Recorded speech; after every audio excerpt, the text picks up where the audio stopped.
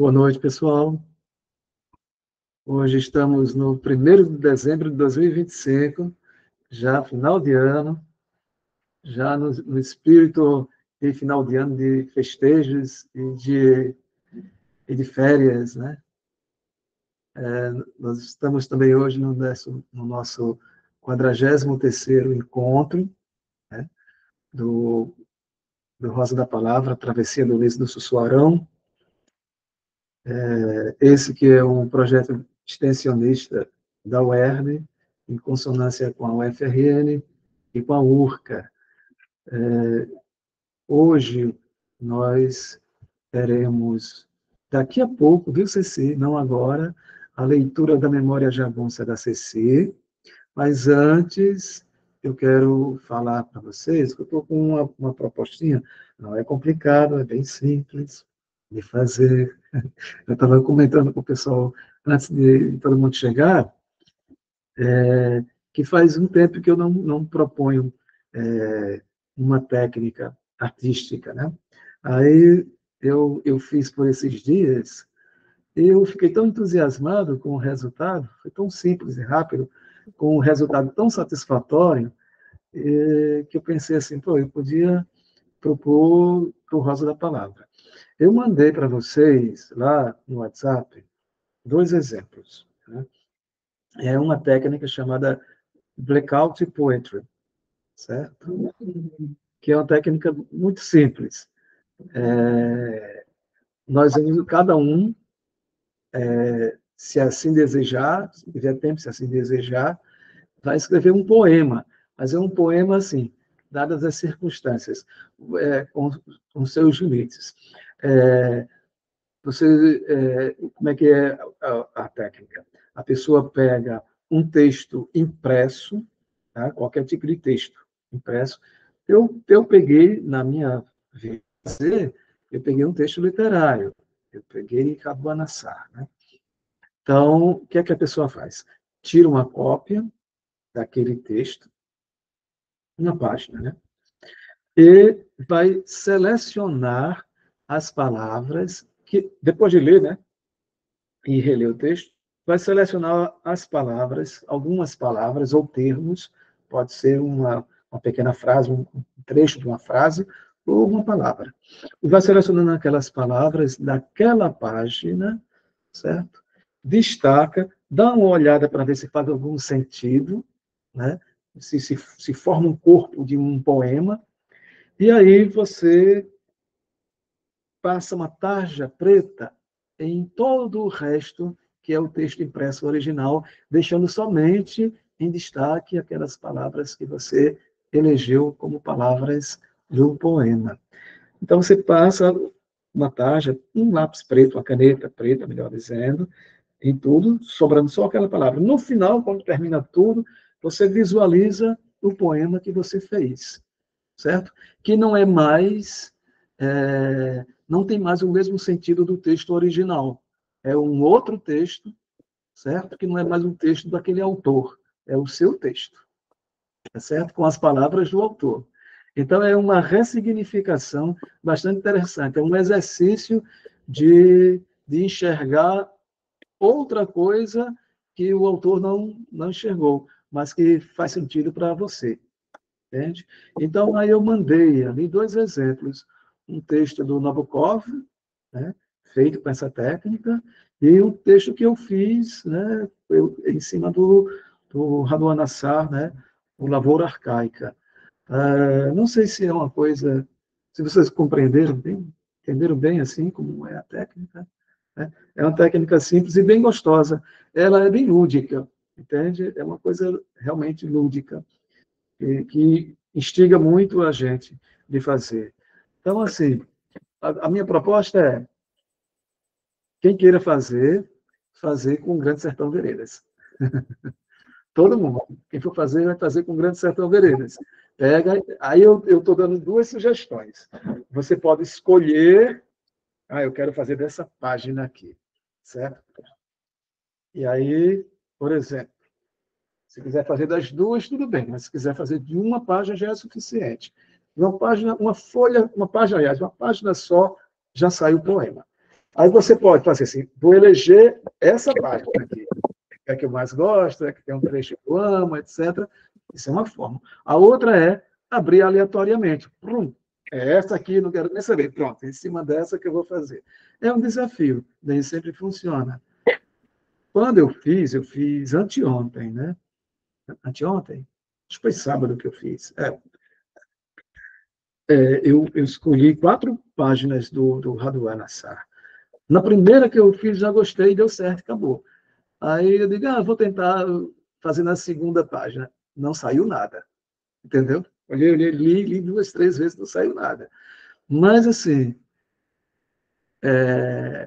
talvez seja o espírito da gente naquele momento, né? Aí a minha sugestão é essa. Ou vocês podem também, quem quiser fazer, pode fazer uma coisa híbrida, né? Você procura uma página, gostei, vou fazer essa. Mas aí no final, quando você vai tentar, não sai nada. Então você pode ir escolhendo uma outra. A ideia da gente é que a gente possa apresentar no próximo encontro. Cada um lê seu poema, entende? Cada um lê seu poema em cima do texto do Guimarães Rosa. Aí Isso, chegou. e dá para fazer também, tirando uma foto, né? Aí você vai em algum aplicativo e vai cortando, passando um preto assim, Pode, mas a para ideia quem não conseguir imprimir, entendeu? pode ser, é uma alternativa. Mas a ideia é a gente sair um pouco do digital e ir para o analógico, sabe? E fazer, pegar uma caneta, pegar um lápis grafite, né? Pegar um lápis, pegar uma caneta, pegar uma borracha, pegar um papel, uma folha de papel, e fazer, pegar um lápis de cor preta e ir fazendo, né? É um exercício manual, entende, Renato? Mas pode Entendo. fazer pelo digital, pode fazer, se não Não, para conseguir. quem tiver dificuldade, né? Eu, por exemplo, estou morando agora em São Francisco do Sul, é bem próximo à praia, que não tem nada aqui perto, entendeu? A não ser que eu Michel, procurasse aqui em algum lugar, mas enfim. aí você dá o seu jeito, né? O que eu Pronto. achei legal aqui no teatro, a gente para decorar, assim, para ajudar a decorar os textos, a gente trabalha a intenção das palavras, né? Tu pega uma frase, marca ali naquela frase a palavra que mais faz sentido, que você quer dar mais entonação para ela, e você trabalha ela em diferentes formas de intenção, né? Você fala com raiva, você fala ela com medo, você fala ela com amor, entendeu? E ela vai se transformando na sua boca e ajuda a gente, entendeu? A decorar, né? Então é bem Sim, legal, assim. é uma técnica interessante. E aí, o Renato falou, né? Muitas vezes aquela palavra o autor usou com uma intenção, mas a palavra, essa mesma palavra que está naquele texto, para a gente pode ter uma outra significação totalmente diferente. Uhum. E essa técnica do blackout poetry pode ser interessante nesse sentido, como um exercício de criatividade.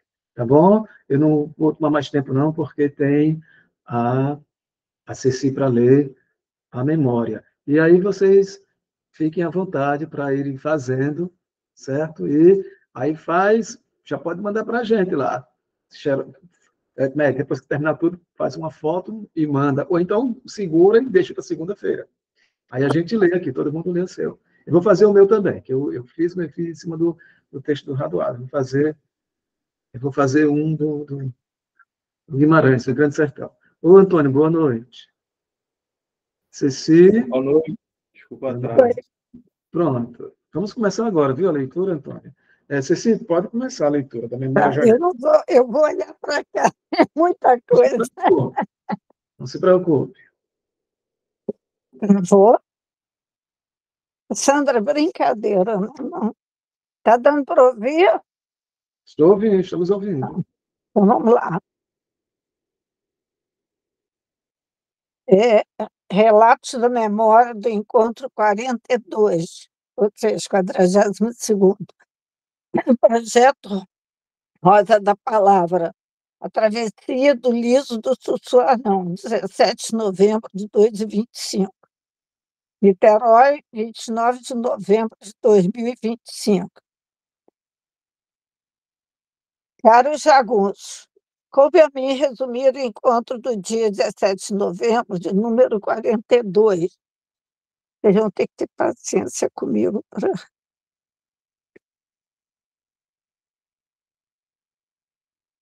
Deixa eu botar aqui o.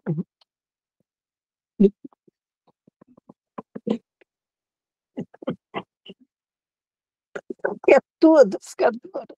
Pronto, agora vai. Ainda bem que vou comprar um computador essa semana. Vamos lá. Coube a mim resumir o encontro de 17 de novembro, de número 42. Experiência desconhecida, mas sedutora. Como seria transformar a vivência pessoal em relato minêmico, ou vice-versa, ou ambas são formas de individualidade humana? Como expressar a narrativa quando ainda surfo nas águas tão turvas desse romance? Senti-me confusa e perdida. Pensei na prática teórica clínica que exerço há longo tempo. Minha escuta e entendimento precisam ser fluidas às representações minêmicas associadas às vivências afetivas para se dar um sentido.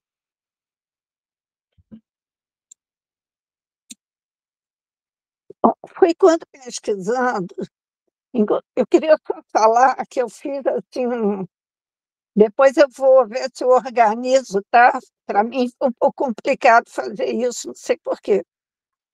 Bom, porque Guimarães é complicado e eu ainda não estou surfando, se é que eu estou surfando. Bom, foi quando pesquisando, encontrei esse trecho.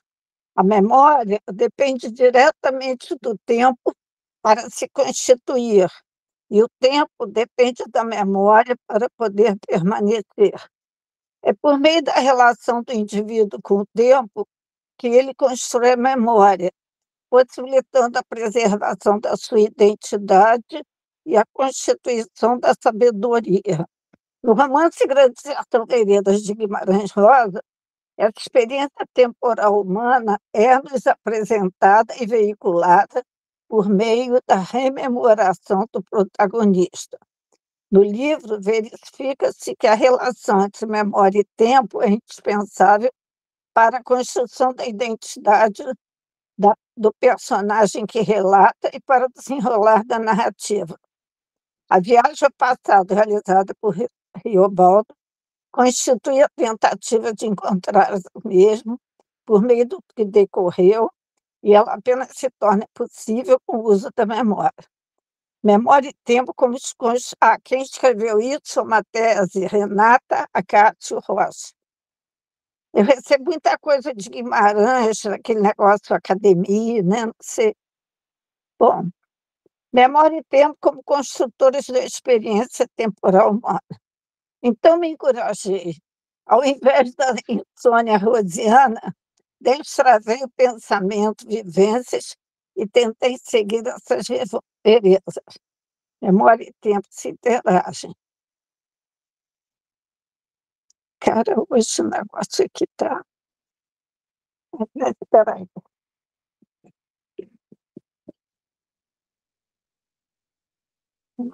Tá bom. No encontro passado, após a leitura da memória de Maria Pupa, surgiram colocações que também traziam relatos de memória, no caso sobre cinema, arte que amo tanto. Lembrei-me do filme Retratos Fantasmas, do Kleber, o presente retratado por um passado com seus fantasmas. Partimos então para a leitura do texto, que compreendia a página 332 a página 347. Eu fiz uns fragmentos, tá? Reobaldo agora urutu branco, conflituado, tomado por sentimentos pulsionais, vive uma angústia na ambivalência de seus sentimentos. Seus atos atabalhoados seriam tentativas de distanciamentos conflitos, tá? Seu comportamento semelhante a de um lunático que faz e desfaz, manda e desmanda. É isso ou não é isso? Riobaldo se sente agastado, sentiu-se rebaixado pelo senhor Ornelas.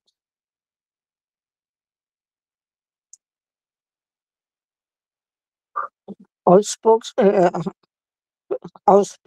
eu tivesse perdido a vigiação da minha alçada, no comentário dele.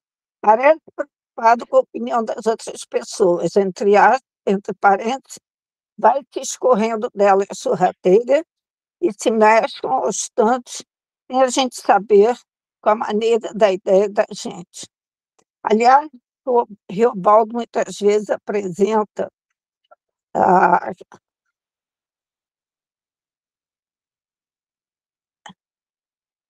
vida. É porque eu, desculpe, gente, eu dei um duro nesse negócio. Bom, aliás, o Riobaldo muitas vezes apresenta a característica de fuga, negação. Seria uma ação inconsciente para se distanciar dessa guerra interna. Eu me lembro que o próprio Márcio, não sei se foi Márcio, falou que ele também tinha uma característica fugidia, né? Diz, então, num desses episódios, né? Estava, é, estava pelo calor de tudo, tomado por suas bizarrices. Através da frase, o prédio da vida muda com mais presteza, Elufo de Noruega, caminhos de anda em setembro e outubro, e negócio dos sentimentos. Aqui me chamou a atenção o negócio dos sentimentos, porque eu acho que ele está se referindo à presteza, né, desses negócios das emoções, sua vulnerabilidade. A culpa minha maior era meu costume de curiosidade do coração. Num breve comentário com a Larico sobre o momento de paz, apartado de todos, era norma no sentido no trivial. Vendo como vi Talarico perto de mim, chamei ele para se aproximar. Perguntei, essa paz não te enjoa? Ah, como enjoa! Natureza da gente mal completada. O enjoo da paz será também o medo da guerra, e o medo da guerra é que vira valentia. Valentia. Estaria Riobaldo em busca do desassossego da paz para criar valentia? A reação de Riobaldo, por não poder dizer aos outros o que queria, sai através do... Eu gostei desse termo aqui, peraí.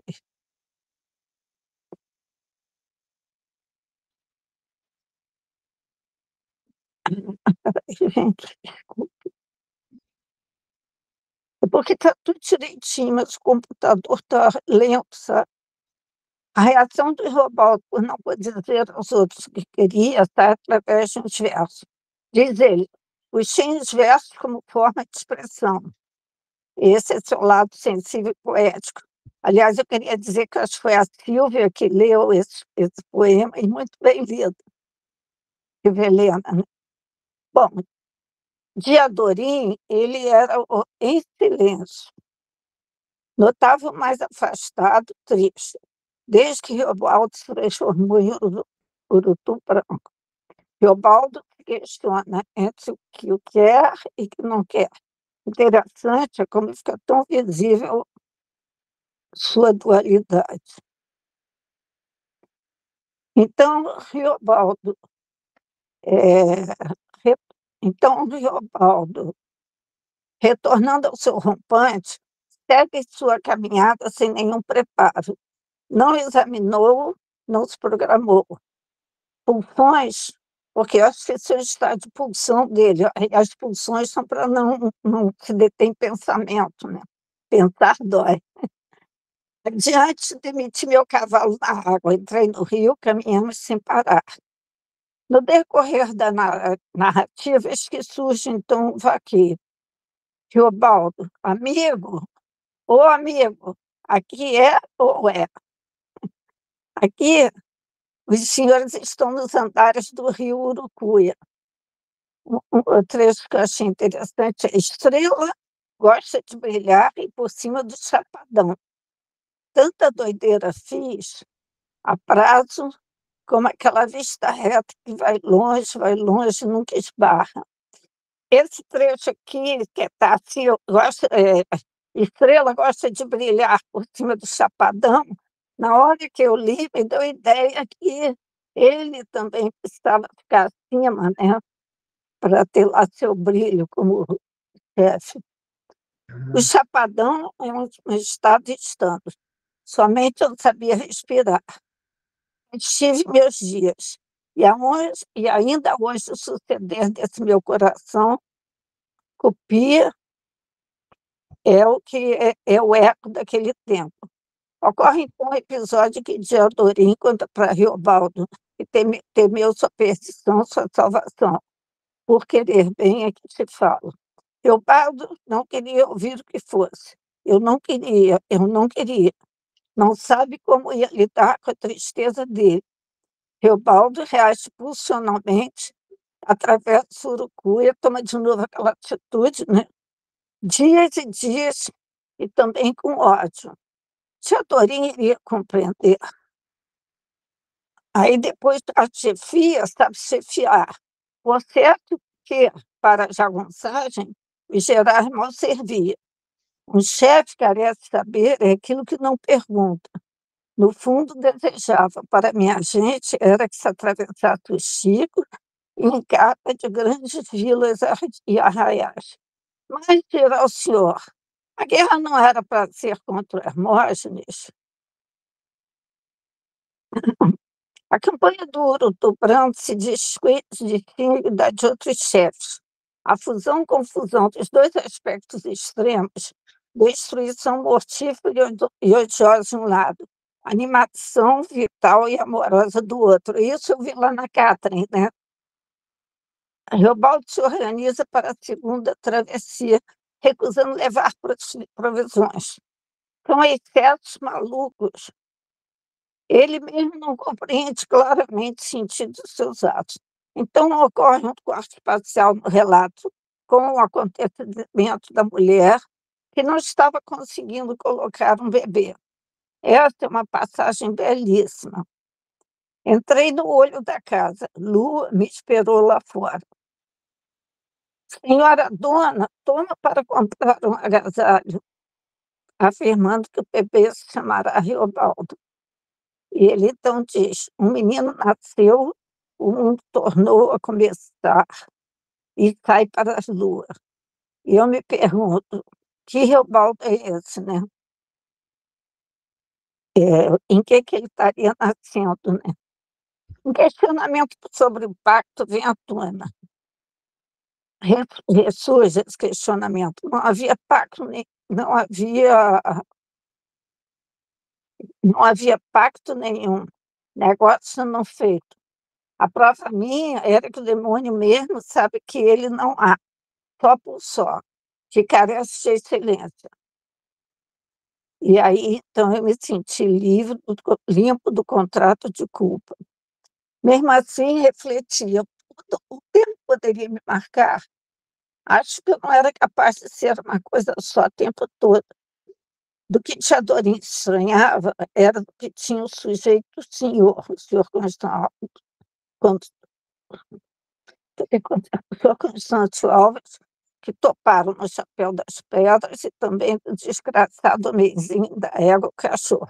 Quer dizer, esses dois casos, sei lá, esses dois relatos, que Dorim estranhou muito a atitude de Riobaldo. Com a possibilidade do senhor Constâncio Alves ter alguma ligação com o capeta, né? De repente, quem mandava em mim já eram os meus avessos.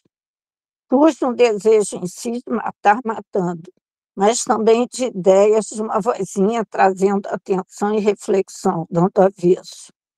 Lembrei-me de contos infantis e mesmo de adultos, de personagens tipo grilo falante, para servir de consciência, pensamento. Eu matava ou não matava? Vi que eu acabava querendo matar e que era o que eu mesmo queria, mas que também não queria. Eu matava um tiquinho só e não matava. Aí vem a história do Gramacedo, né? versus João Constâncio Alves. E aí o Reobaldo diz, eu não tinha decidido. Eu, assim, no outro repingo, arejei que toda criatura merecia a tarefa de viver. Deixei que se fosse, mas falando alto, que perdoei este, mas que o próximo receberia a punição. Eu acho que o castigo, não sei se eu tenho que ver. Temia por ser julgado no bando. Aí ele disse, e eu ia cumprir, ele mesmo duvidando e se dando conta dessa coisa, né, dessa dualidade, dessa ambivalência. Seguiu-se, então, depois o caso do homem mirrado na égua com seu cachorrinho. Teria de ser morto por conta da promessa de Reobaldo feita em bradas vozes frente ao bando. Reobaldo vai fazendo acordos para justificar a importância da vida, né? Aí ele vai sempre com uma justificativa, entre aspas. Nessa passagem,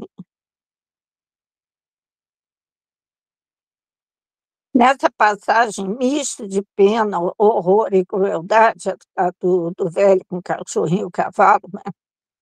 Mescla-se esse desejo de Reobaldo de preservar a vida, o pobre homem, sua égua mirrada, seu cachorrinho.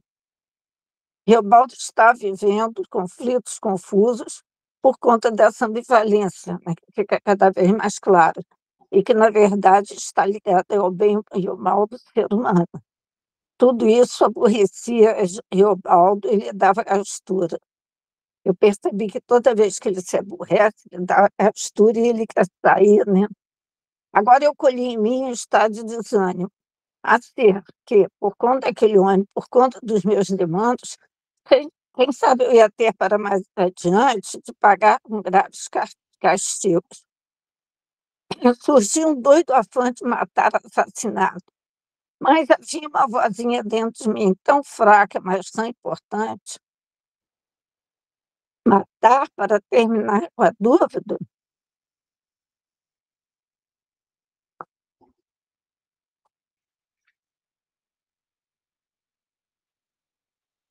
Deus do céu. Pensou, recanto tem que o demônio não entra. E a vozinha, pense, cautela, Reobaldo, seria o demo, era eu mesmo. Desordenei quase das minhas ideias. Eu acho que ele foi se dando conta cada vez mais desses aspectos bem mal, né? Eu mesmo queria matá-lo como se os diabinhos estivessem tocando violas. Aí, novamente, a questão do demônio, né? Que atribui ao externo os aspectos agressivos que se tem em si mesmo, que coloca o demônio fora, como tudo, né? A referência a essa vozinha que Reobaldo Guimarães coloca remete-se ao mundo interno, onde as pulsões eróticas buscam a consciência e estão ligadas a elementos primeiros que desenvolvidos, que eu vou depois explicar melhor.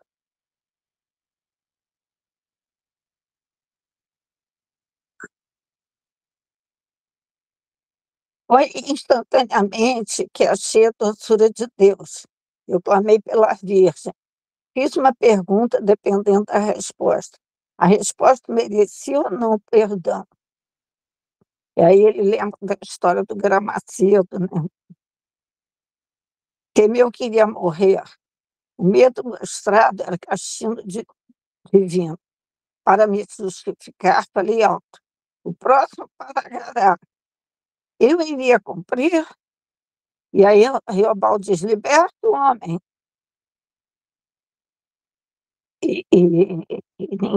E ele faz um comentário, como chefe, ninguém contraria. Desgostei de mim, por causa da judiação. Lembrei de Medeiros Vaz e a forma como lidava com a justiça. Então, o homenzinho titava, mas eu aí matar, só porque o senhor Constâncio Alves, eu tinha prometido Meu gosto era que fosse embora. Agora a vontade de matar tinha se acabado. Não podia voltar atrás na promessa. Ah, o Demo estava por ali por perto. Me conhecia. O diabo tinha me pegado. Desconfiava que eu não iria matar. Eu estava até com enjoo da situação da égua. Não podia voltar atrás de promessa.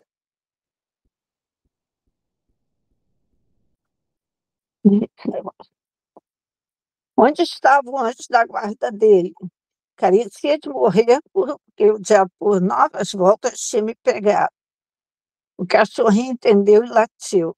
Pensei redobrado. Como queria matar aquele sujeito anunciado de pobre, em vez de matar um outro sadio e rico?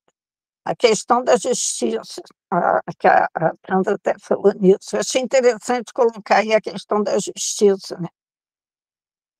E fica também querendo se lembrar como Zé Bebelo atuaria, né?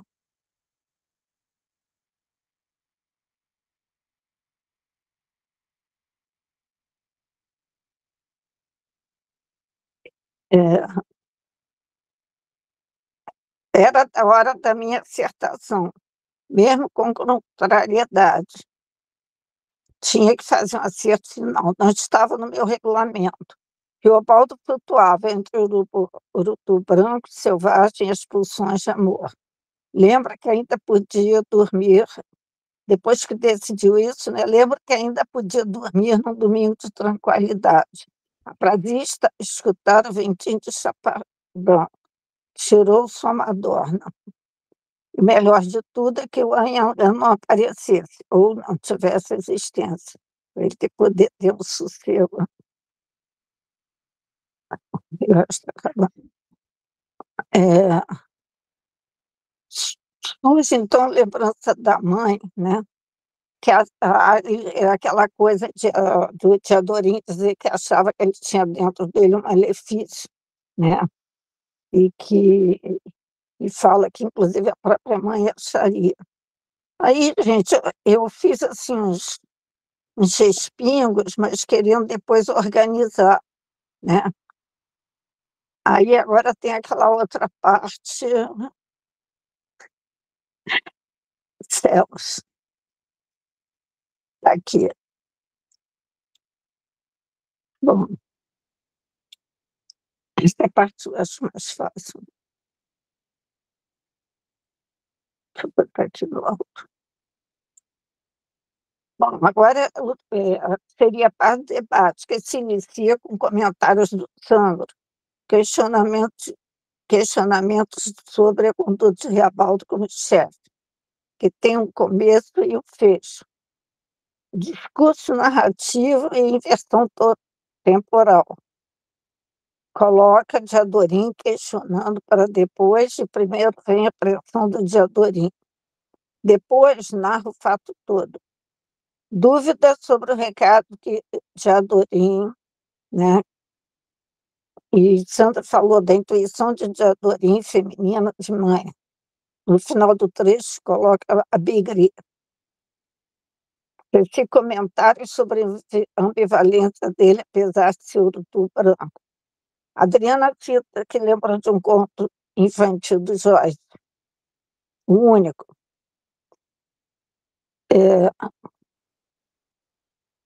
Sandro lembra para que a Adriana enviasse esse conto. E Ceci, na verdade, também comenta que o Reobal também está se enganando, né? Marcos comenta que pode se tornar um conto, toda essa história que a gente está conversando, né? Silvia Helena fala da narrativa, da impressão que se ele tivesse feito um pacto, mataria. Dúvidas sobre o pacto, já com o Reobaldo é sempre ambivalente, então vou rir do diabo. Sandro relembra os comentários meus sobre ambivalência. Sandro cita o livro da Catherine, comenta sobre os excessos do urutu branco, violência destruidora dos guerreiros míticos, outro ponto. Reobaldo transitando entre a violência e a pulsão erótica, lutando contra seus demônios. Sabe que o demônio não tem existência. Sandro lembra também o tom carnavalesco, que ele viu lá na Catherine. Tudo torna-se um jogo, que o próprio Reobaldo vai desenhando. Valores e significações que podem... Aqui. Essa leitura que o próprio Reobaldo vai se destacando. Lembra as coisas estranhas que faz. Até a Dorim vai falar com o Reobaldo. Valores e significações podem ser revertidos. Gabriela fala, que achou interessante, inclusive, a questão da maldade. Depois, articulando se é justo, vai também conseguir modificar e mudando. Sandro, da palavra de chefe, da palavra de chefe tem de cumprir. Vai encontrando a lógica e desfazendo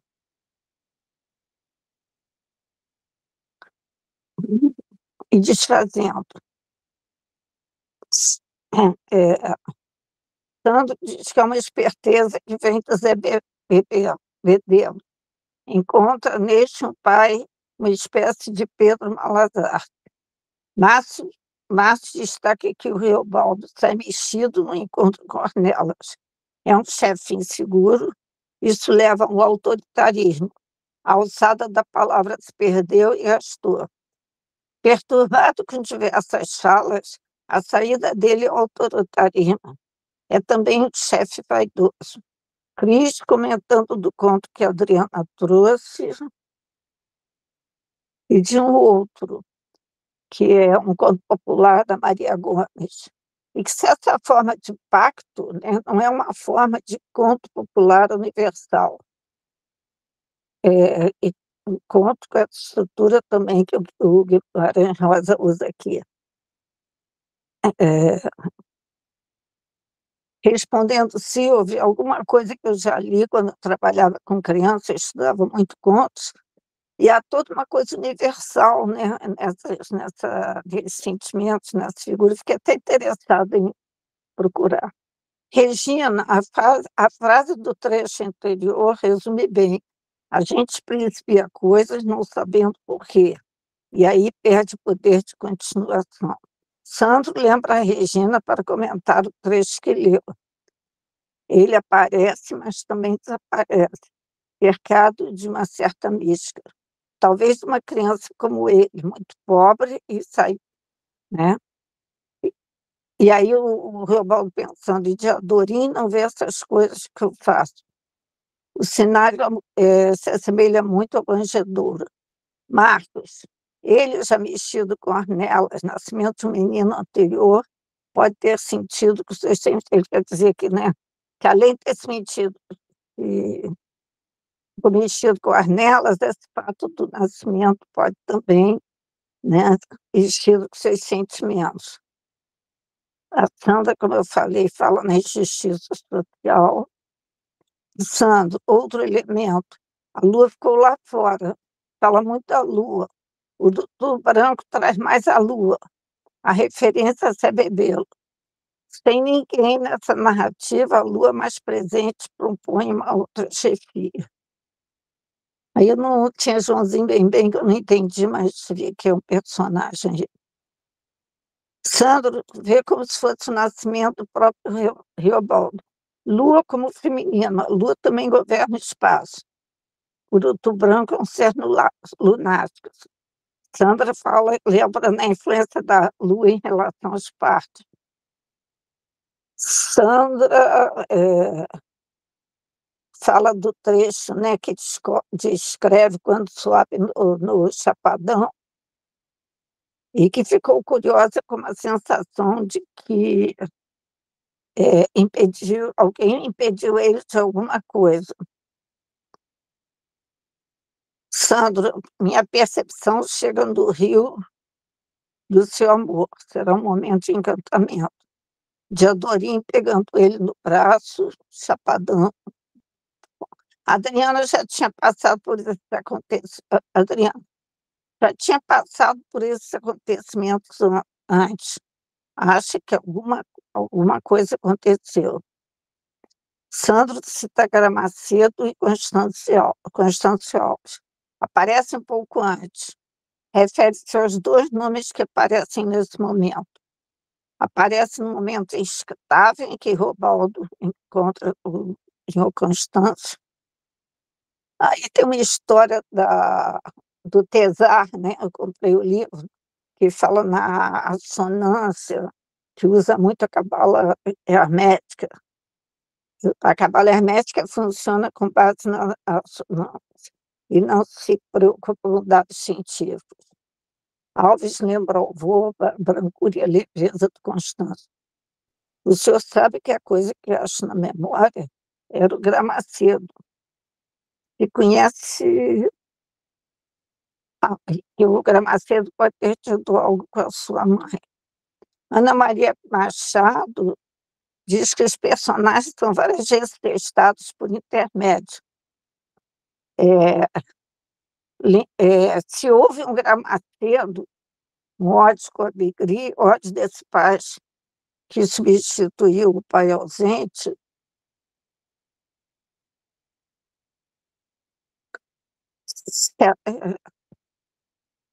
ela diz, personagens são vários recitados. Se a vítima em perspectiva, por leitor, respondesse que conheceu esse desgramado contra tanta grana, cedo seria morto.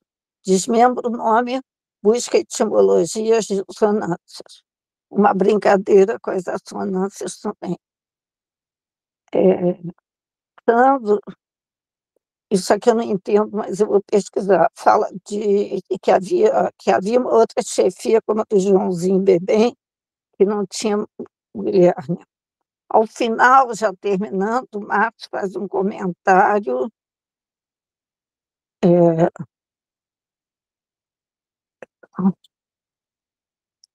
de uma frase, né? Não, um comentário. Em silêncio completo, nos extremos dele, a gente pode esperar.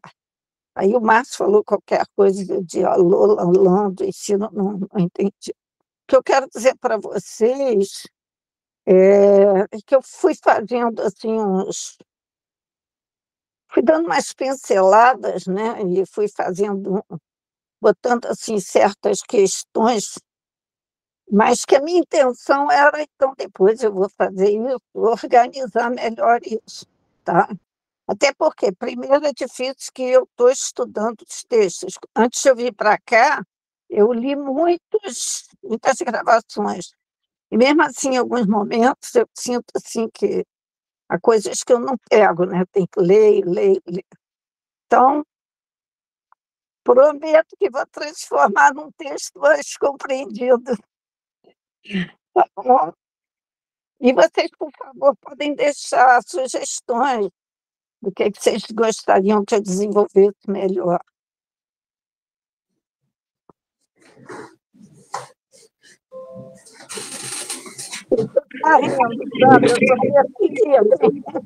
Ficou ótimo, Ceci. Parabéns, Ceci, pela memória. Parabéns. Eu, inclusive, depois, quando eu pegar a memória para dar uma lida e tal, tem uma coisa que eu gostei, que eu vou destacar, depois a gente pode conversar, que eu acho que dá para até, quando a gente for organizar essas memórias na forma de um livro, na introdução, fazer um pouco da reflexão que a Ceci trouxe hoje aqui. Mas eu não vou comentar não, porque o nosso tempo já está muito... Eu vou organizar melhor. Você sabe que eu estava com as rebordosas. Para mim, tá certo? Aí eu dou uma lida. Parabéns, obrigado. Parabéns. Sandro, quem que escreveu Memória Passada não foi colocado lá, né, no grupo? Maria Pupa. Foi Maria Pupa, Mas não foi colocado no grupo, né? É porque a memória não foi colocada lá, né? Ah, tá certo. Vou cuidar disso, viu? Foi outra falha minha. Essa de coisa do final do semestre, aí eu termino falhando. Podemos começar, então, a nossa leitura? Página 347 da edição da Companhia das Letras.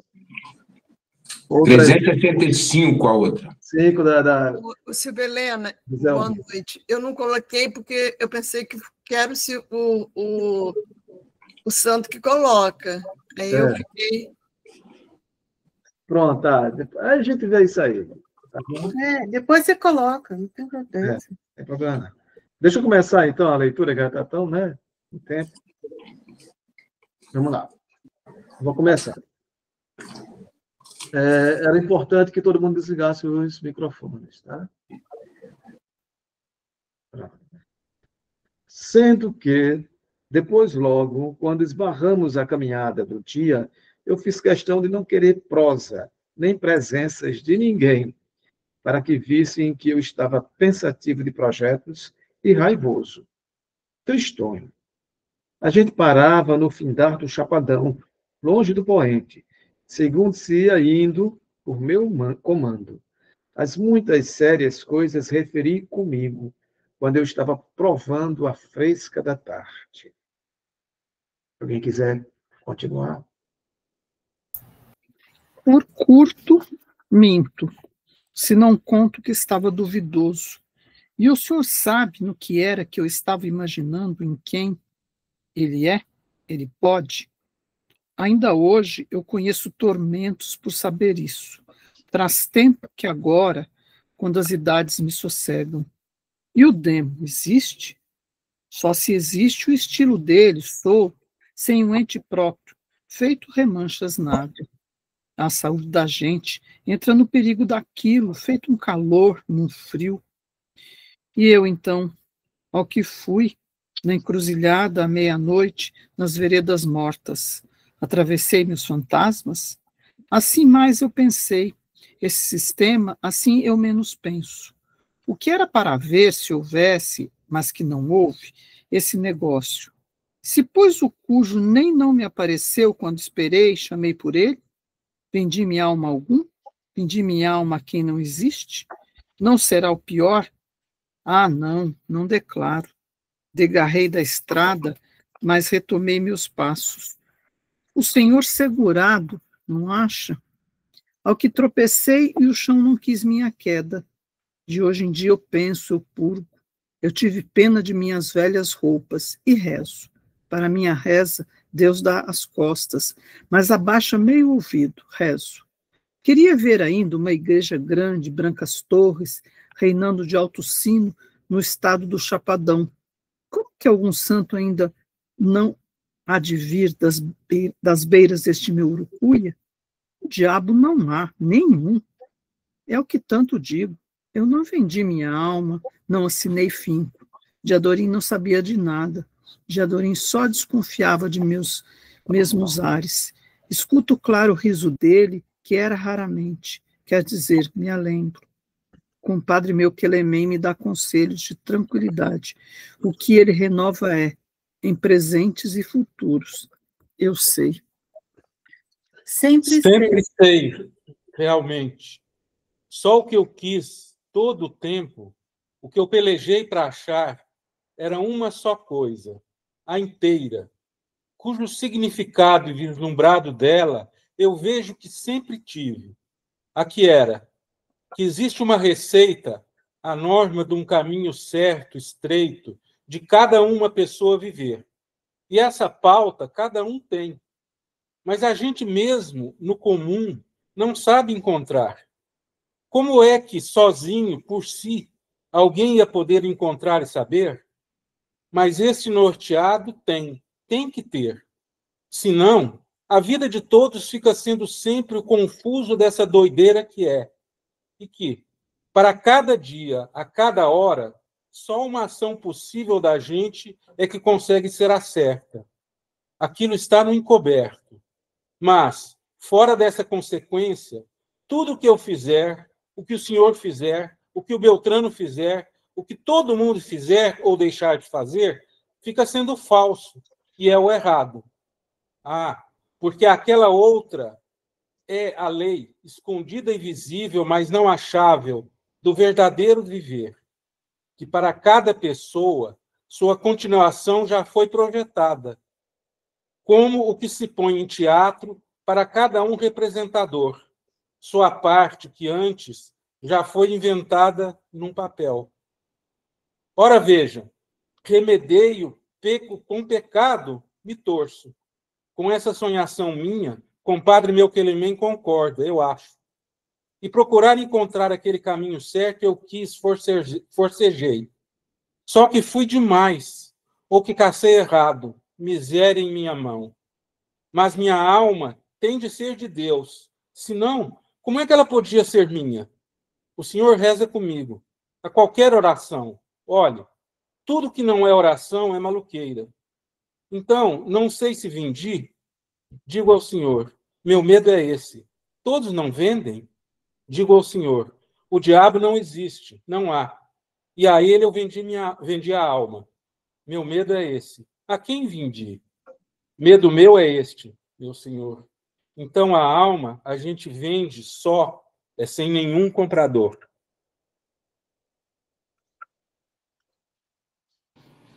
Divulgo o meu.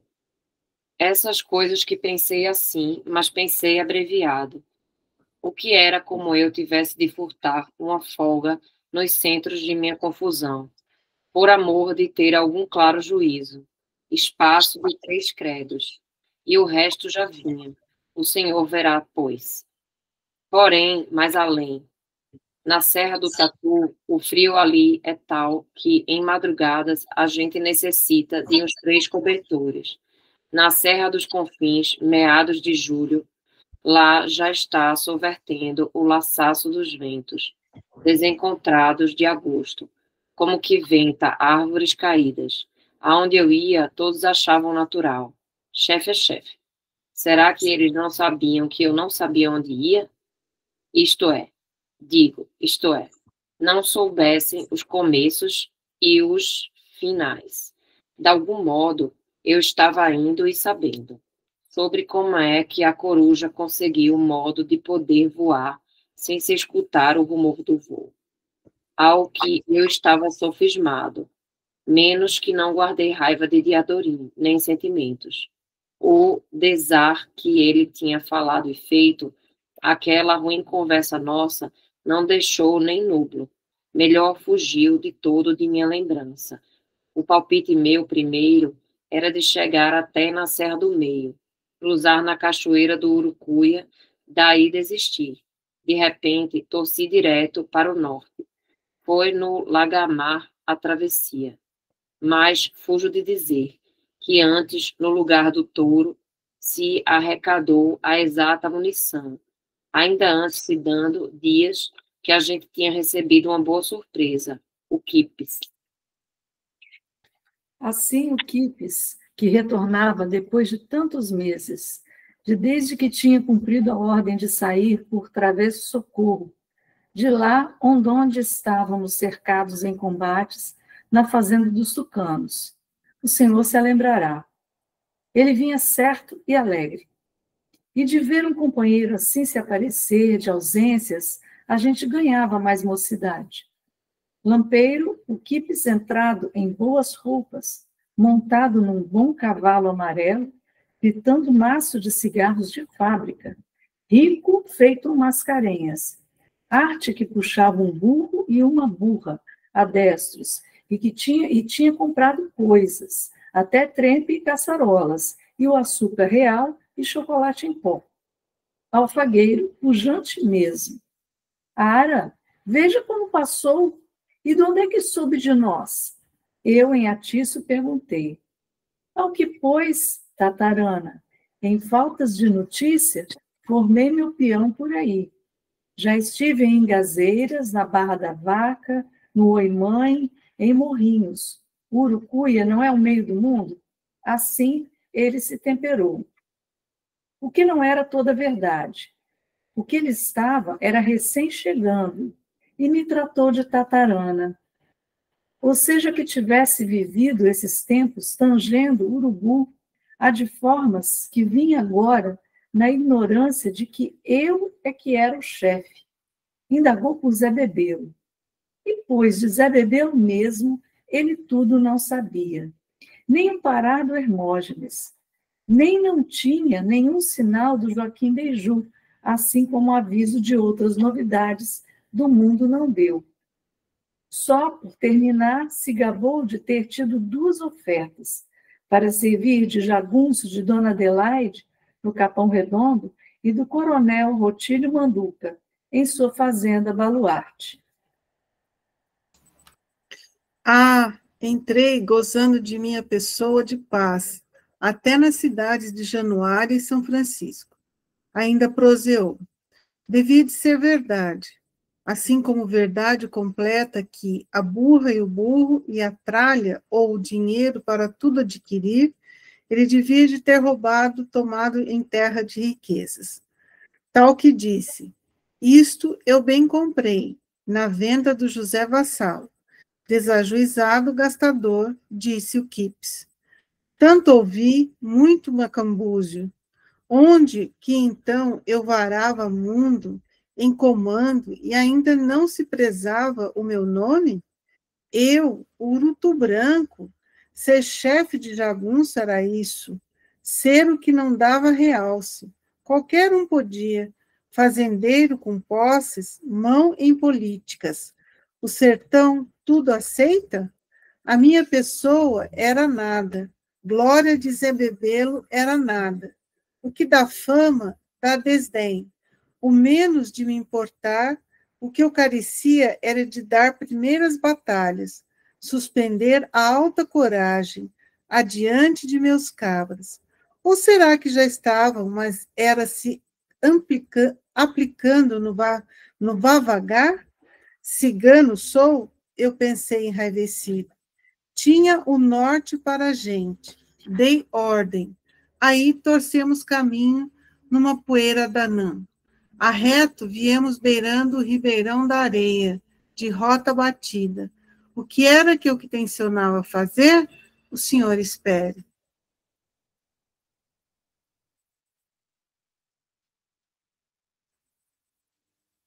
Narro que não rendi melindres do feito de Diadorim, digo, o recado enviado. Mas, à vez, balancei uma inquietação daquilo que era para eu bem estranhar, a decisão dele de tanto absurdo. Essas desordenadas da vida da gente, tudo que estoura manso e guampa quieto, e que só tem a razoável explicação para quem está mesmo longe dos motivos. Ao meio de uma coisa, eu tinha certeza que Diadorim não ia me mentir. O amor somente para dizer maior verdade. Diadorim me compassava por força. Mas, para mandar a minha Otacília assim, aquela embaixada, era porque ele soubesse, no zelo de seu coração, que então Otacília me tinha amor. E tanto igual sabia também de mim, naqueles dias era, abrandei minha lembrança em Otacília, que sincera me aguardasse em sua casa, em seu meigo estar. Agora eu ia indo às avessas de lá, da Santa Catarina, mas, de arribada, minha intenção de saudade vinha voltando. Tudo nesta vida é muito cantável. Até a seguir, por um afino de momento, eu me arrepiei por trás da testa. A tudo que, meio confuso, imaginei, por um vão imaginar, que, me querendo bem, a mais de meu merecimento, e crendo que eu enfrentava os duros riscos, ela, Otacília, pudesse praticar o estovamento gentil de se fugir de casa e vir aventurada em minha cata, por todos os pousos desse sertão. Ah, ela vinha, montada num bom cavalo corcel, aparecia de repente, por meu nome, perguntando, e eu declarava a grandeza real dela, definida bem do meu lado, na frente do grande bando de meus homens. Assim, de jeito tão desigual do comum, minha vida granjeava outros fortes significados, e isso variou em meu pensamento inesperado de ligeiro supor, que, a bem notado, nem foi um pensar, arremedo de sonho, também não seria de ser. Então, emendando de novo o vero juízo, tive um receio por causa que aquilo podia ser aviso do que estivesse por vir, rumo de profetas. Otacília, me lembrei da luzinha de meio mel, no demorar dos olhares dela, aquelas mãos que ninguém tinha me contado, que assim era assim, para gozo e sentimento, do corpo, em lei dos seios e da cintura, todo formoso, que era de ver e logo decorar exato, e a docice da voz, que a gente depois viajasse, e não faltava frescura d'água em nenhumas todas as léguas e chapadas. Isso tudo, então, não era amor? Por força que era. E pelo sim, receei. Será de Adorim? Falseado fala, e o recado, na verdade, fosse outro. E para ela ouvir, afoitamente, que eu dela muito carecia, divulgo o desuso disso, que era extravagâncias, mas o Senhor, acreditando que alguma coisa humana é de todo impossível, então, e que o Senhor não pode mesmo ser chefe do jagunço, nem na menor metade só de um diazinho, nem somente nos vastos imaginados. Ora essas, digo, se o Otacília viesse, aparecesse lá, no meio de nós, que segmento de coisas havia de suceder? A bobeia do Lehmann, Otacília estava guardada, protegida, na casa alta da fazenda Santa Catarina, junto com o pai e a mãe, com a família, lá naquele lugar para mim melhor, mais longe neste mundo. E eu, sem ser por motivo ou razão, cada dia tocava com a minha gente por contrárias bandas para mais apartado de onde ela assistia. Ao cada dia mais distante, eu mais de Adorim mire e veja. O senhor saiba, de Adorim, que bastava ele me olhar com os olhos verdes tão em sonhos, e por mesmo de minha vergonha, escondido de mim mesmo, eu gostava do cheiro dele, do existir dele, do morno que a mão dele passava para minha mão. O senhor vai ver, eu era diversos. O que não entendo hoje, naquele tempo, eu não sabia. Máximo me lembro é de que, na minguante, se estava no veredal das cabeceiras de um córrego, lugar de desmedidas pastagens, aonde os cavalos usufruírem descanso, alá esbarramos e paramos, por uns dias. Me lembro, eu quis escrever uma carta. Essa minha carta, eu podia destacar um homem dos ligeiros. Ele levava em mão a Otacília, minha noiva. Trazia a resposta. O que eu cogitei de escrever era muito singelo. As notícias de minha saúde, pergunta de como como era que ela e os parentes iam passando, saudações de lembrança. Admiro que achei natural de não falar coisas de minha glória de chefia por horas.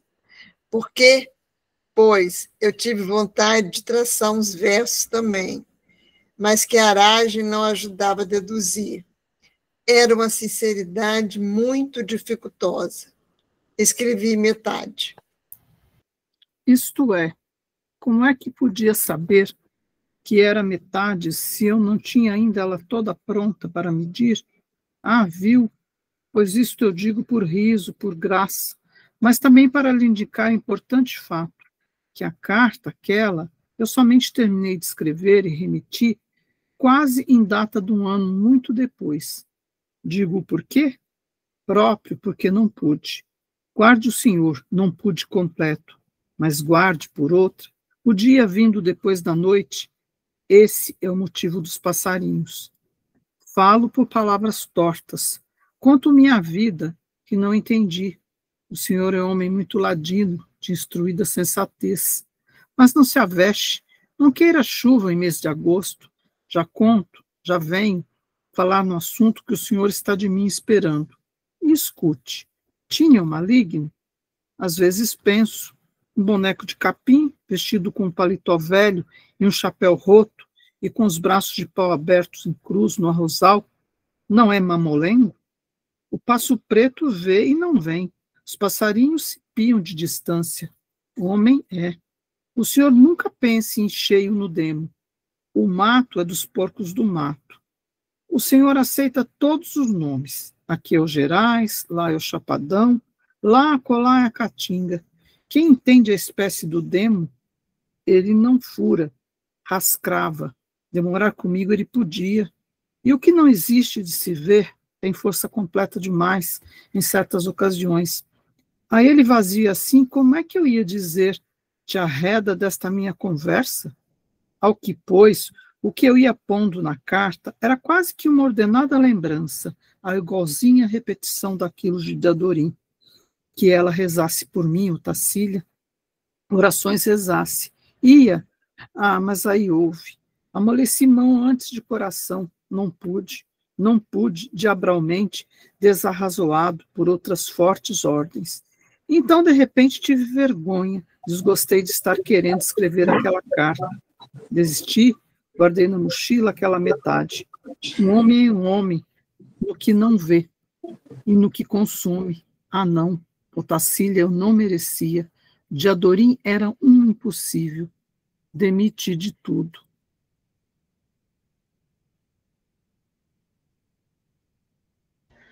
O demo, tive raiva dele? Pensei nele? Em vezes. O que era em mim valentia, não pensava. E o que pensava produzia era dúvidas de mim enleios. Repensava no esfriar do dia. Quando é o sol entrar, que então até é o dia mesmo, por seu remorso.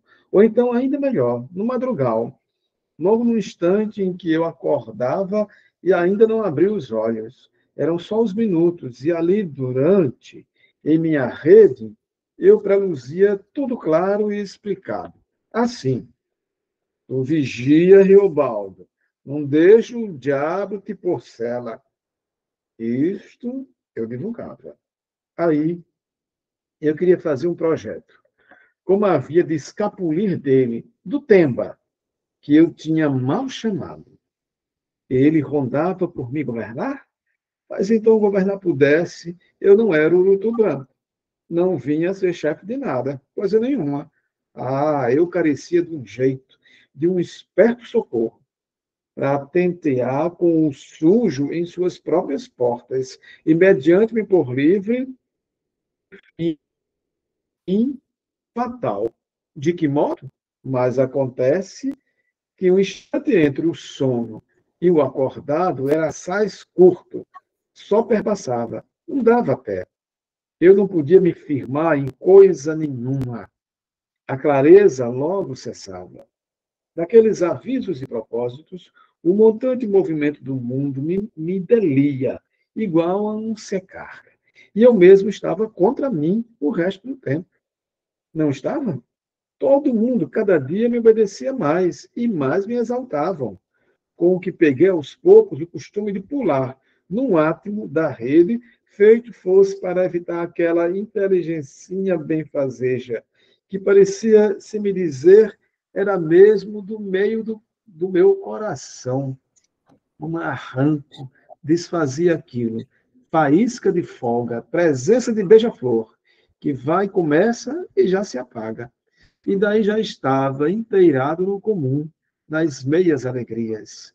a meia bondade misturada com maldade e meio. Agora levantava, puxava e arreava meu ciruís, cavalo para alvoradas, saía sozinho. Sair da escuridão, o senhor sabe. Aqueles galhos de árvores batendo na cabeça da gente. Sempre eu ia até longe. Quando voltava, encontrava o pessoal se aprontando. Café já coado, cavalaria em fila para a viagem. Uma vez, ainda mais longe fui do que nas outras. E dei com Lázaro. Ele se achava como que tocaiando no alto de uma árvore por se esconder, feito uma cobra araramboia. Quase levei um susto. E era um homem em chagas nojentas, leproso mesmo, um terminado. Para não ver coisas assim, jogo meus olhos fora. Promovi meu revólver. Aquele, de repente, se encolheu, tremido, e tremeu tanto depressa que as ramagens da árvore enroscaram um rumor de vento forte. Não gritou, não disse nada. Será que possuía sobra de alguma voz? Eu tinha de esmagalhar aquela coisa desumana.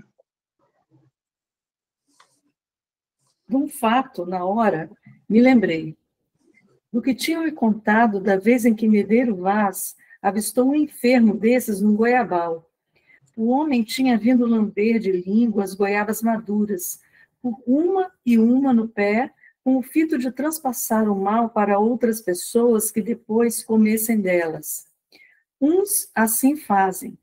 Medeiro Vaz, que era justo e prestimoso, acabou com a vida dele. Isso contavam já de dentro do meu ouvido. A quizilha que em mim ânsia forte. O Lázaro devia de feder.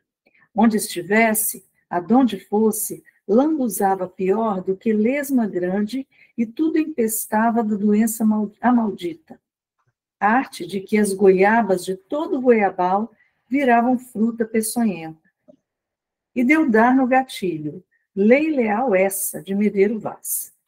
Ô, Guaimoré, xinguei, e gritei pulhas. Acho que insultavam era por de certo modo retardar meu dever. Ele não respondeu. Em ante mim, assim, ninguém não respondesse, mas fincava de me olhar. Ele tinha 2 olhos no meio das folhas da folhagem. Muito coitado ele era. O senhor esteja de acordo. Mas aí foi que vi e repeli o que é o ódio de leproso. Na cabeça daqueles olhos eu armei minha pontaria. E ouvi o vir de um cavaleiro. Esperei. Não dissessem que eu tinha baleado a traição, o mal delazento, com escondidos de não ter testemunhas. Quem vinha? Em já madruga manhã, tudo clareado, reconheci. Diadorim. Embolsei a arma sem razão. Diadorim me perseguia? Vigia, Diadorim, tu pune por este. Eu havia de indagar, apontando o esconso do leproso. Estou aqui, te vejo, é você mesmo, Riobaldo, ele ia dizer. Riobaldo tem tento. A imaginação dessa conversa eu pensei de relance, como uma brasa cheia dentro de vasilha d'água. Assim estremeci. Eu, ente. Porque do bafo mesmo de minha ideia vã, eu estava catando tal anúncio de acusação. Tu traz o arrenegado. Eu e ele, o D? Então, num sutil, podia mesmo ser que ele quisesse estar tomando conta de mim? Aí, nem nunca, nem. Eu rosnei, riso. Espinoteei na cela, feito acordado de um cochilo de cão. E Diadorim tropeava chegando. Mas eu virei rédea e roseteei com brado meu animal, cumprindo. Rompemos em galope que era um abismo. E Diogo, Dianho, e Diogo, e Dião.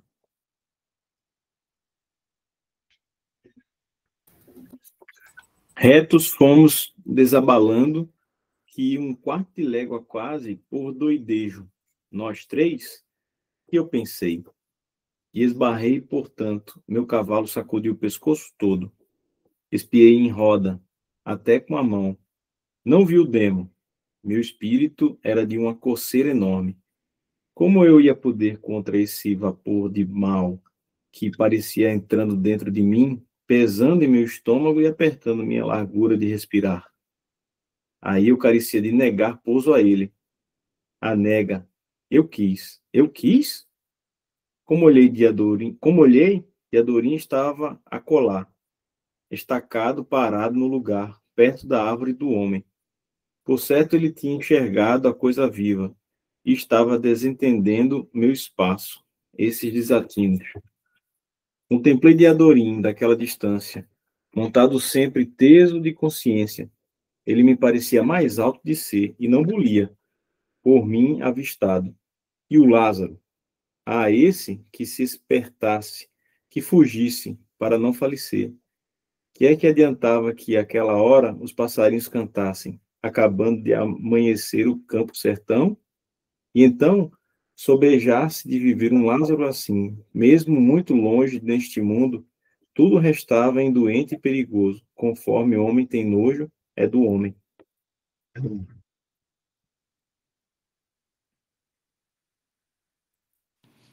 Condenado feito por toda a lei, aquele estrago de homem estava. É marcado seu corpo sua culpa. Se não, então por que era que ele não dava cabo do mal, ou não deixava o mal dar logo cabo dele? Homem, ele já estava era morto. Que o que Diadorim dissesse, que dissesse. Que aquele homem leproso era meu irmão, igual, criatura de si, eu desmenti. Como era que, sabendo de um Lázaro assim, eu ia poder prezar meu amor por Diadorim, por Otacília? E eu não era o urutu branco? Chefe não era para arrecadar vantagens, mas para emendar o defeituoso. Exporrei, voltando.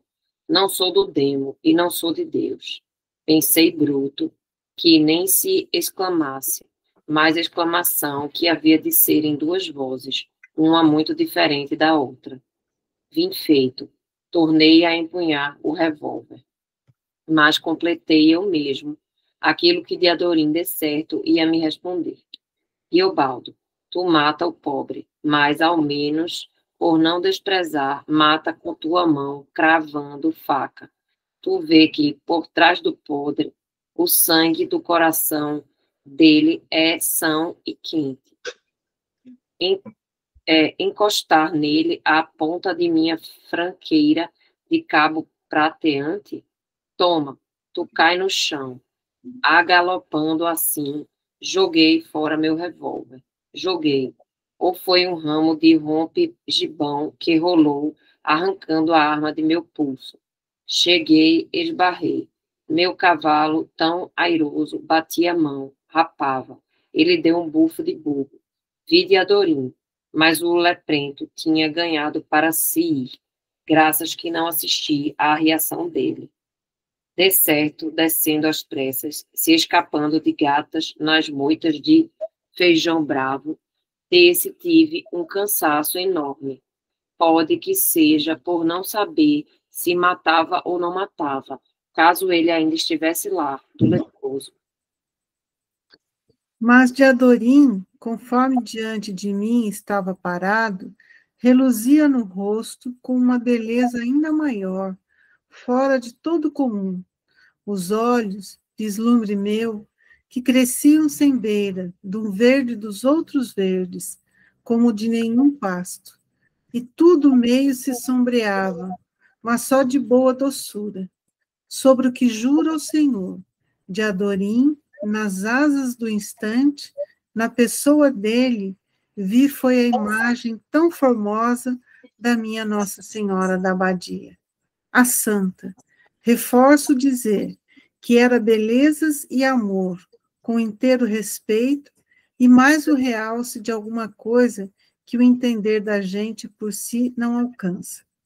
Mas repelia aquilo, visão arvoada, como como que eu estava separado dele por um fogueirão, por alta cerca de achas, por profundo valo, por largueza enorme de um rio enchente? De que jeito eu podia amar um homem, meu de natureza igual, macho de outras roupas e suas armas, espalhado rústico em suas ações? Me franzi. Ele tinha a culpa? Eu tinha a culpa? Eu era o chefe. O sertão não tem janelas nem portas. E a regra é assim: ou o Senhor bendito governa o sertão, ou o sertão maldito vos governa. Aquilo eu repeli?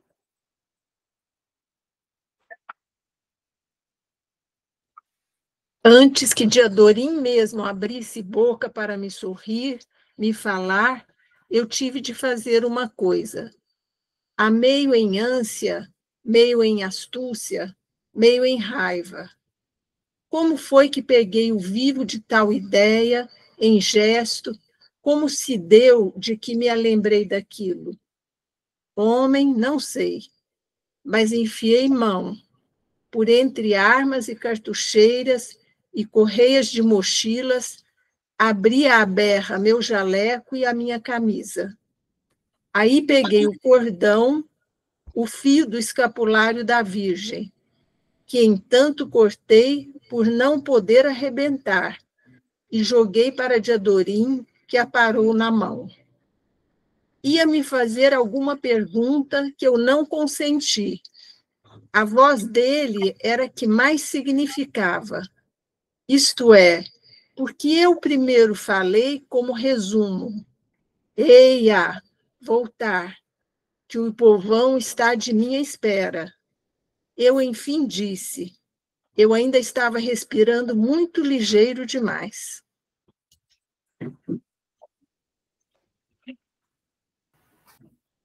Assim, eu dava, era ordem, como convinha.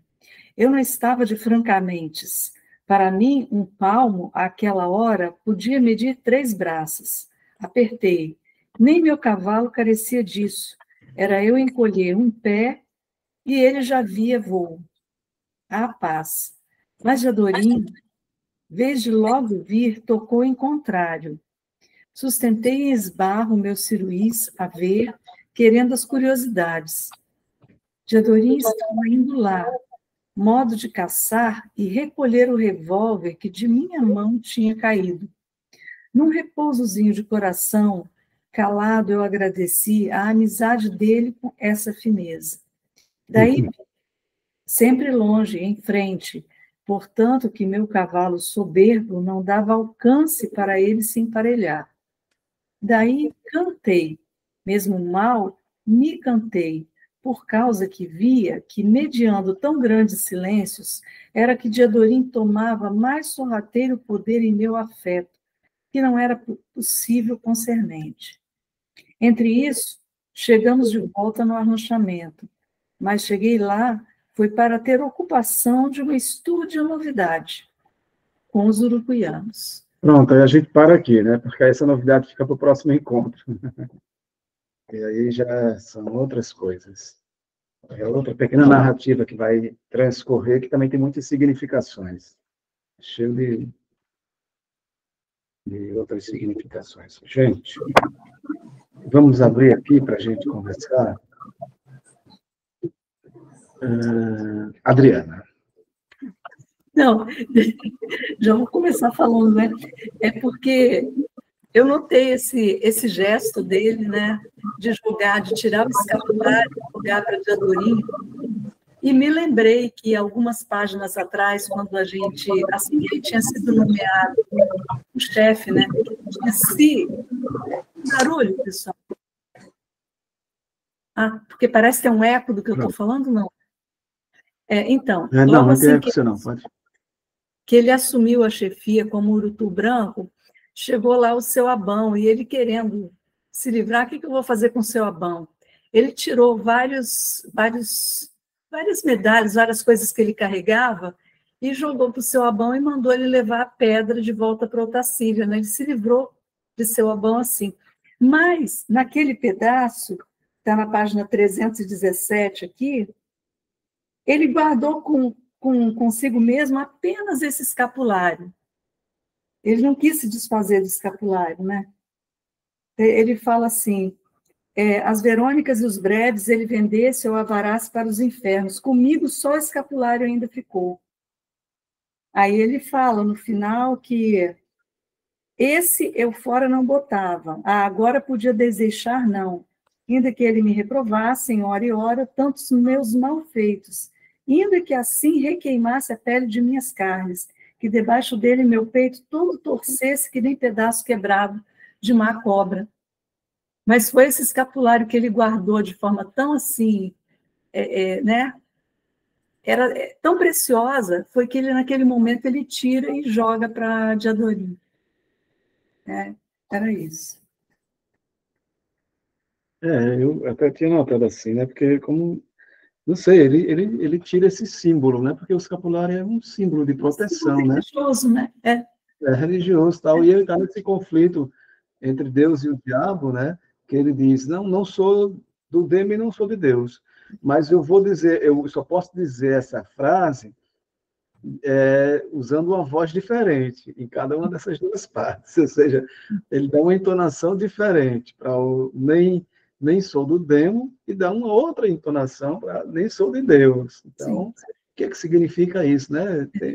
E ele veio de Adorim, Nossa Senhora da Abadia, né? Era da Abadia. Aí de Adorim parece aqui quase como se fosse uma visão.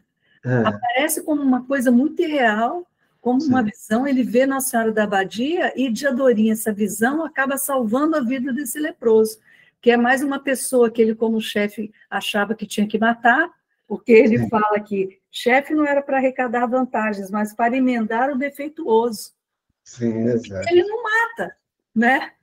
Como os outros lá atrás, que ele falou, não, eu mato o primeiro que aparecer, ele não mata. E aqui, como se houvesse uma intercessão, né? Da abadia através de Adorim, né? E é interessante isso. Silvia Helena. Eu acho que esse trecho que a gente leu, ele é muito importante nesse momento da narrativa, porque eu vi aqui que ele, de fato, ele agora assumiu como é que ele pode gostar de um homem. Como é que ele pode gostar de um homem? Isso não existe, isso não pode existir, né? Nessa ânsia dele, ele diz assim, eu fiz o pacto? Não, eu não fiz, eu não sou do demo, eu sou de Deus. Não, eu não sou de Deus, mas é isso que está me corroendo, na verdade, né? Porque ele, de fato, agora, nesse momento, ele assumiu que ele tem uma emoção, tem um desejo, né? Um desejo por um outro homem, né? Como é que isso acontece? Né? Ele diz que gosta do cheiro, né? Gosta do cheiro. Exatamente. Tem umas passagens bonitas, né? Bem poéticas aqui que ele realmente assume, né? Era ele. O sertão tudo não aceita. Como é que ele, o urutu branco, pode estar gostando de outro homem, né? E uma coisa assim que eu gostei também, que eu achei bonito, é que, para mim, né, eu enxerguei aqui que várias vezes ele parece que ele se reveste do próprio autor, né? Na página 348, no finalzinho do primeiro parágrafo, diz assim, porque aquela outra é a lei, escondida e visível, mas não achável, do verdadeiro viver, que para cada pessoa, sua continuação já foi projetada, como o que se põe em teatro para cada representador, sua parte que antes já foi inventada no papel. Quer dizer, a escrita aqui, isso daqui já estava posto na escrita, né? E aqui ele está como se ele tivesse revivendo tudo isso, né? E essa relação com o próprio narrador, que é o Guimarães, ou que é ele, enfim, né? E ele fica nesse conflito, né? Então, eu achei interessante nesse trecho um conflito grande. Se você me permite, você deu a sugestão de que a gente fizesse um poema, né?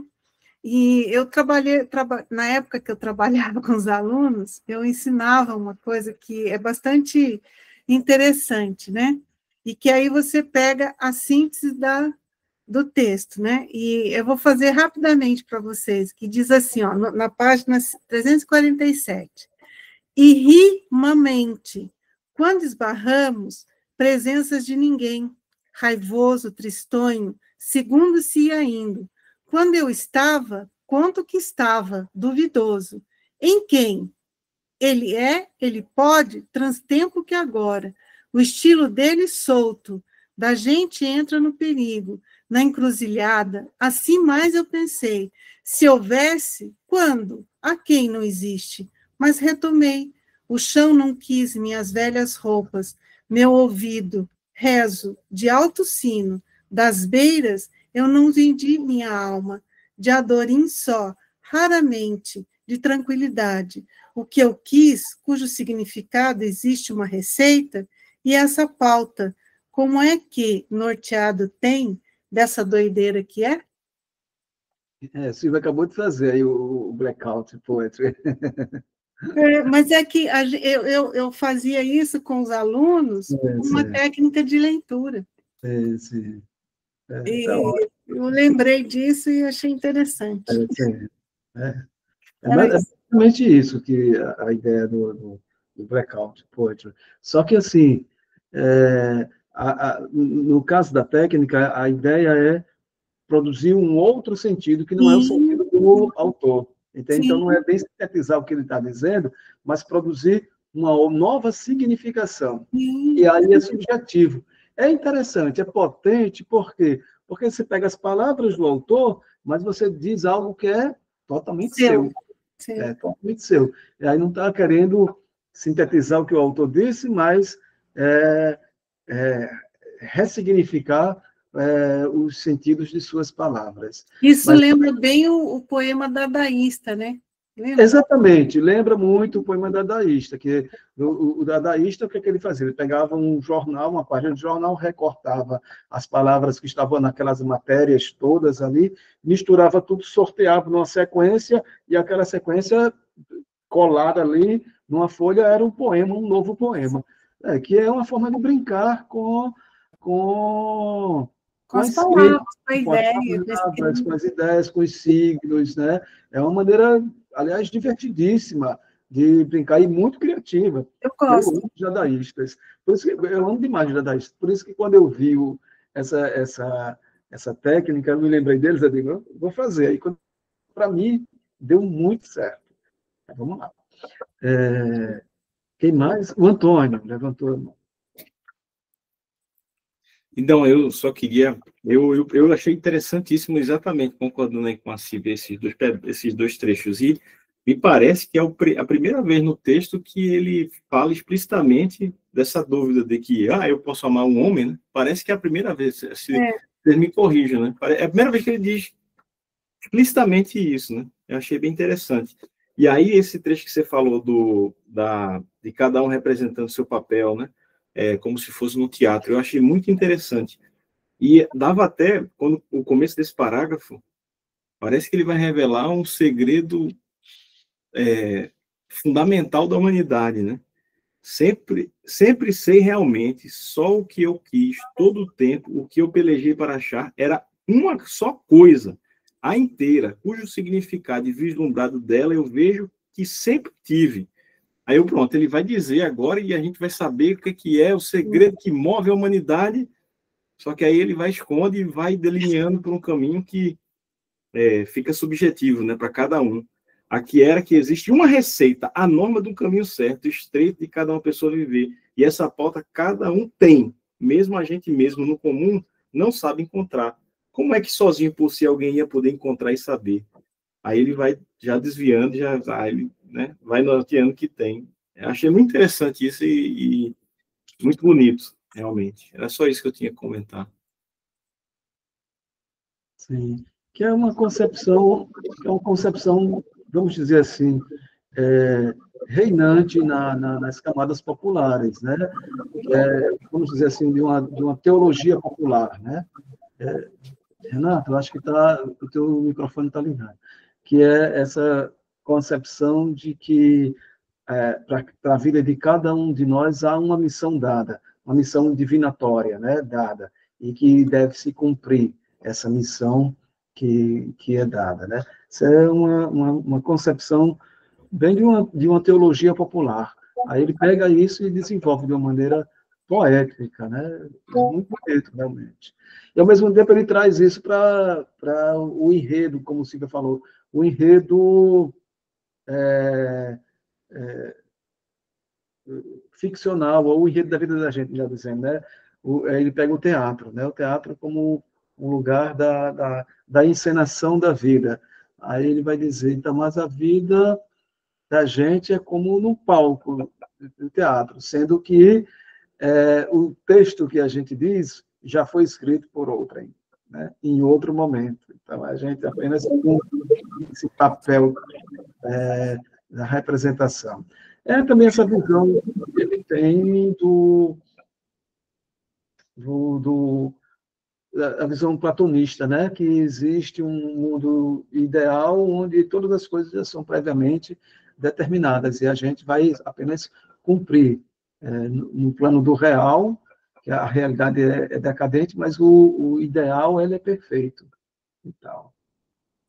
E ele ainda fala que no teatro, para cada representador, né? No caso, representador, mas pode ser representador. Para cada um, ele representa, ele traz a sua dor. Sim. Achei também bem interessante, assim, me deu essa... Ele não falou representante, né? É o representador. Representador. Interessante. E é engraçado, só para complementar aqui, que essa grande dúvida, né, que agora ele tem certeza, né, que consome as ideias e o coração dele, que é gostar de outro homem, e, de repente, ele se vê diante de um leproso. Poderia ser qualquer outro tipo de doença, mas não a lepra, né? Porque a lepra, ela vai consumindo, ela vai destruindo. É como se ele usasse essa metáfora. Como é que isso acontece? Isso me destrói, isso me consome, né? Eu achei interessante ele ter se deparado com um leproso, né? Em que o leproso gera nele uma sensação de asco, né? Um asco gigantesco, ele não pode suportar a existência, coexistir no mundo onde há um leproso, né? Não pode, então isso é possível, tem que ser destruído. Mas ele... Ô, Adriana. Ele invoca a lei de Medeiro Vaz, né? Porque Medeiro Vaz já tinha encontrado um leproso no passado e já tinha matado o leproso para o bem da humanidade ali, né? Agora é uma história que contaram para ele, né? Ele não ouviu. Aliás, aqui isso é interessante também, como ele supõe diálogos, né? Ele supõe os diálogos com Diadorim, e sobre essa coisa dele reconhecer que ama um homem, né? Eu vi uma coisa aqui que não sei se eu estou delirando, né? Mas quando ele fala assim, de que jeito eu podia amar um homem, meu de natureza igual? Olha o que ele fala. Macho em suas roupas e suas armas, espalhado rústico em suas ações. Então ele está vendo de fora a aparência, o externo. Mas quando ele tem a visão de Diadorim, né? Quando ele intui, digamos assim, uma essência dela, ele aproxima Diadorim de Nossa Senhora da Abadia. De um elemento feminino. Não é interessante isso?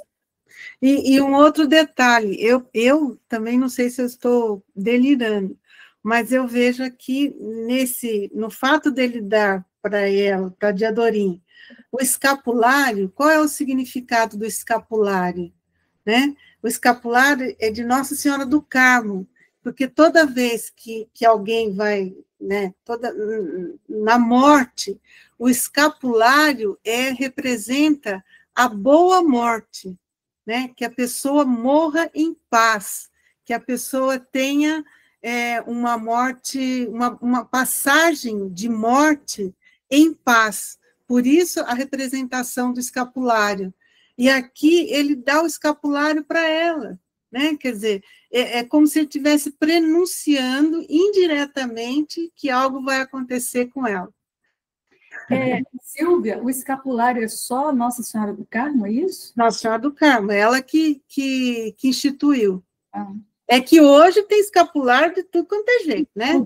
Mas sim, o primeiro é de Nossa Senhora do Carmo. Eu estou perguntando, porque quando ele fala pela primeira vez desse escapulário, lá naquele episódio do Seu Abão, né, ele fala assim, aquele escapulário dito que conservava pétalas de flor em pedaço de toalha de altar recosturadas e consagrava um pedido de bênção à minha Nossa Senhora da Abadia. É que, na verdade, a ideia do escapulário é que ele tem dois amuletos, entendeu? Então, isso. Mas a criação do escapulário é de Nossa Senhora do Carmo, né? E que representa isso, para que você... Porque nele é guardado uma relíquia, não é isso? Isso. Um pedaço ou um pedaço do osso de um santo, ou da roupa de uma santa, e vai sendo colocado ali guardado, né? No caso dela, da Nossa Senhora do Carmo, é da roupa que ela usava. E que ela oferece isso como uma forma de que as pessoas tenham paz quando elas morrerem. Que ela encontrem a luz. Aqui em Mossoró, a Igreja Católica, quer dizer, a padroeira da cidade, dentro do catolicismo, é Santa Luzia. Então, tem o relicário. Sim. E tem uma parte do corpo da Santa Luzia, não sei o que é, crânio, cabelo, não sei o que é. Tem um relicário com uma parte do corpo da Santa Luzia e tal. Bom, enfim. Mas é interessante essa ideia de entregar esse escapulário para Diadorim, né?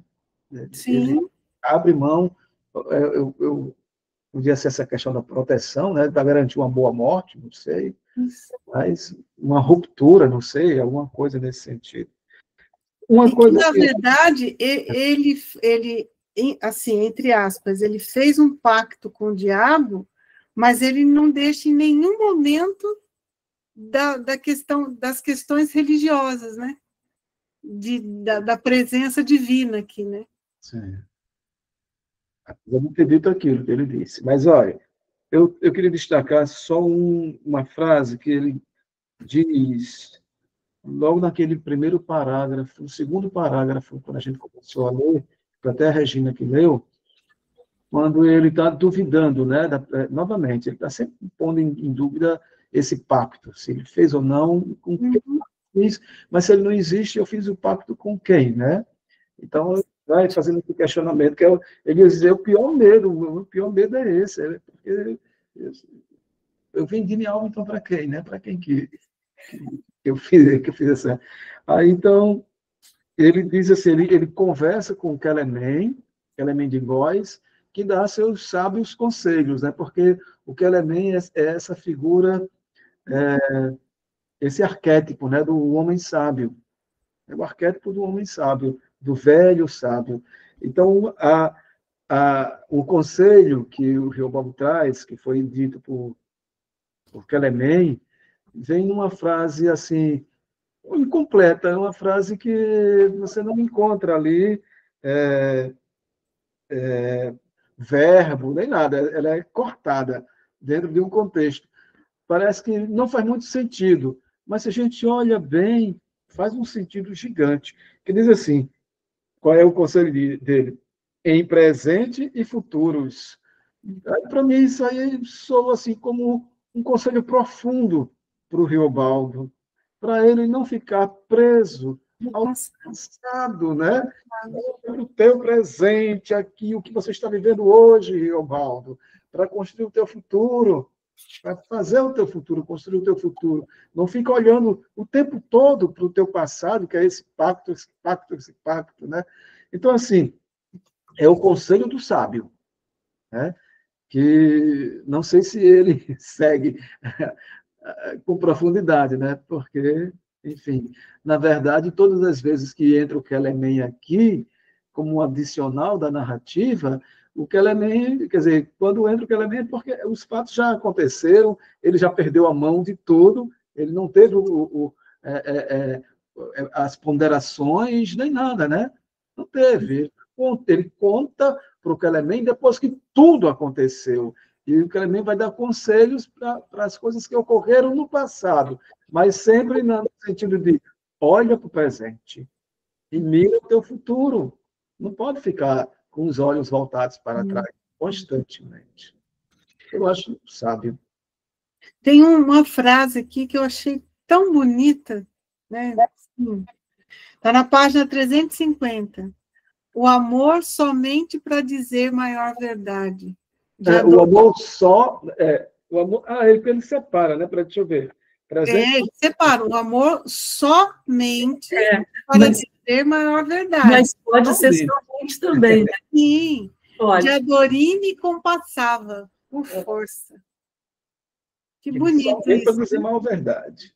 É porque, assim, se você pegar a frase anterior, de Adorine não ia me mentir. Sim. Aí você vem depois dizer que o amor somente para dizer maiores verdades, maior verdade.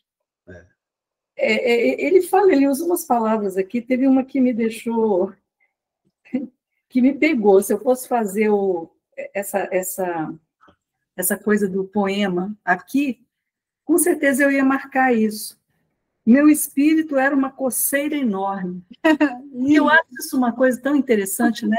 Porque o espírito é tudo que há de imaterial, né? E a coceira não tem nada mais material do que a coceira, né? Agora, também tem aquilo que talvez aconteça com vocês, que quando você quer tirar uma ideia da cabeça, quando você quer elaborar uma coisa, quando você quer expressar uma coisa, aquilo dá uma... né? Eu costumo falar que a minha cabeça arde, mas agora eu vou falar que está dando coceira. Por causa do... Eu achei mais bonito que da coceira. Dá um comichão. Deixa eu ver. Tem outro trecho bonito que ele fala assim, que ele estava as meias alegrias, a meia bondade misturada com maldade meia. Lindo isso, lindo. Lindo isso.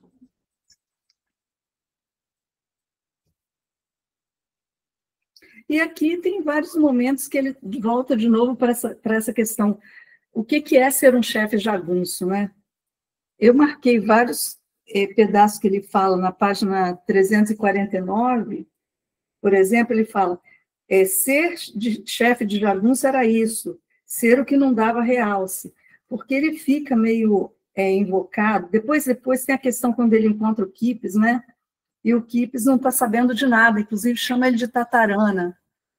Aí ele fica assim, mas como que pode eu ser um chefe e ninguém fala de mim? E achei irônico na hora que ele fala que vai escrever a carta, ou que está escrevendo a carta, aí ele diz assim, admiro que achei natural de não falar coisa de minha glória de chefia por horas. Mas que glória! Que ninguém conhecia. Até agora não tem nada, né? Agora não, né? Só se ele achava que aquelas loucuras que ele faz de entrar junto com o Guirigó e o Romeu, aquilo lá poderia ser glórias para a cabeça dele, né? Não sei. E uma outra parte que eu achei bonita também, na página 352. Com o que peguei, aos poucos, o costume de pular no átimo da rede, feito fosse para evitar aquela inteligenciazinha benfazeja, que parecia me dizer era mesmo do meio do meu coração. Num arranque, desfazia aquilo, faísca de folga, presença de beija-flor que vai, começa e já se apaga, e daí já está inteirado no comum, nas meias alegrias, a meia bondade misturada com a maldade meia, como o Antônio falou, né? Agora levantava, puxava e arreava meu ciruís, cavalo para alvoradas, saía sozinho. O parágrafo inteiro é tão bonito, né? Tão do ócio.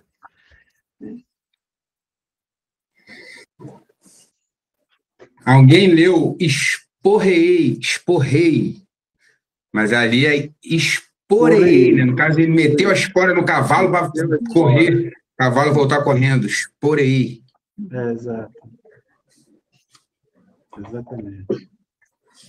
Bom, gente, já são quase 10 horas e hoje eu estou sobremaneira cansado. Todos estamos.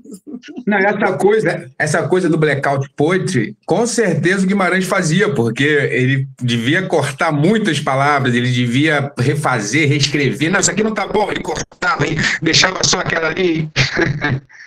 Só que a gente vai fazer tipo o contrário, né? E, assim, quando ele redigia o texto, aí ele ia lá, selecionava a palavra que ele ia retirar. No caso, a gente vai selecionar as palavras que a gente vai deixar e o todo do texto a gente rabisca.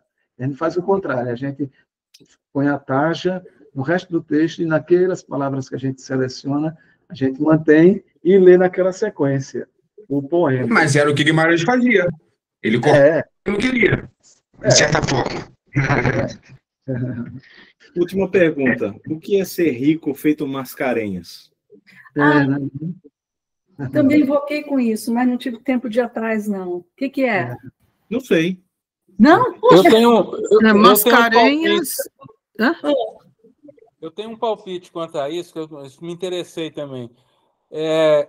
Quando lá em torno lá de Cordisburgo, naquela região lá do Paraopeba, na época do Guimarães Rosa, ou no começo do século XX, a família Mascarenhas era dona de vários cotonifícios. Lá tinha uma grande tecelagem de algodão. Eles compravam algodão que vinha do norte, do São Francisco, e descia em Pirapora, ia de trem, tinha um trem que ia até Pirapora, e eles recolhiam o algodão e eram grandes indústrias de tecelagem, era dessa família Mascarenhas.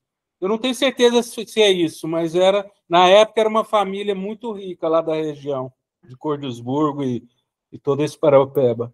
Ô, Paulo, eu acabei de perguntar aqui para a inteligência artificial. E ele fala assim: a expressão rico feito Mascarenhas é um dito popular que faz referência a uma pessoa ou família historicamente reconhecida por sua grande riqueza. Embora a pesquisa não aponte para uma figura única e nacionalmente consensual, a expressão parece estar ligada a coronéis ou figuras de destaque regional que acumularam terras e poder econômico em diferentes partes do Brasil, especialmente em Minas Gerais, onde a expressão é... Mas, rapaz, olha aí. Então, mas o Guimarães Rosa, ele, nas cartas que ele trocava lá com aquele primo dele, lá da Fazenda das Pindaíbas, ele investia um dinheiro no cotonifício lá da Mascarenhas, né? Ele estava sempre cobrando o primo, aí, não rendeu, cadê o meu dinheiro? Os dividendos. Então, ele tinha um negócio com os Mascarenhas também, né? Ele aplicava uma parte da grana dele, né, nessa empreitada aí.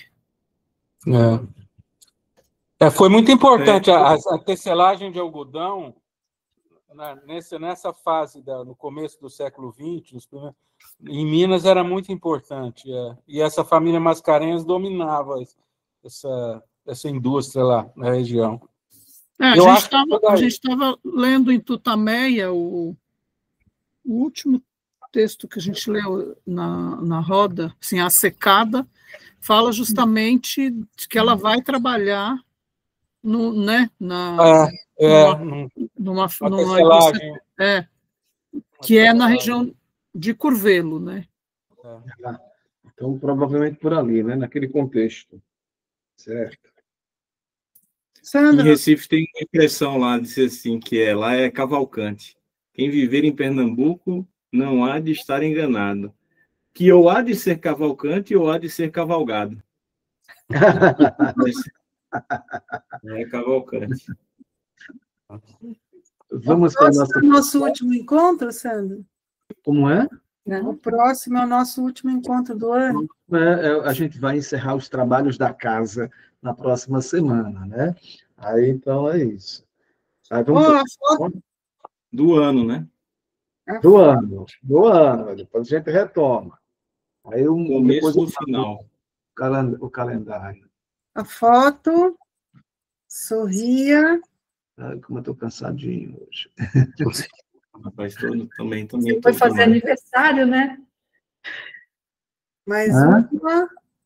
Sabe como é, né? Ah, é? É. Mais uma. E foi.